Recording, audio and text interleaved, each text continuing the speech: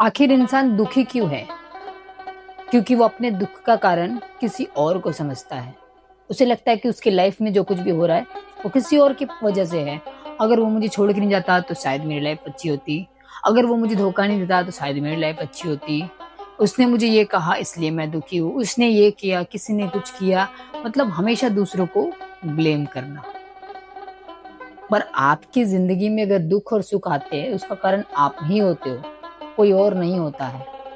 इंसान के कर्म ही उसका सुख या दुख डिसाइड करते हैं। जब तक आप अपने दुख का कारण किसी और को समझोगे, आप दुखी ही रहोगे। आप खुश नहीं रह सकते हो, बेशक आपके पास कितनी ही चीजें क्यों ना हो। लेकिन अगर जिस दिन आप ये समझ गए कि आपकी लाइफ में जो कुछ भी हो रहा है वो आप ही की वजह से है। अगर आप 2 मिनट के लिए खुश हो रहे हो तो उसका कारण भी आप हो। अगर आप 2 मिनट के लिए दुखी हो रहे हो उसका कारण भी आप हो। जिस दिन ये बात समझ लोगे, आप दुखी नहीं रहोगे। आप शिकायतें नहीं करोगे, ना इंसान से ना भगवान से।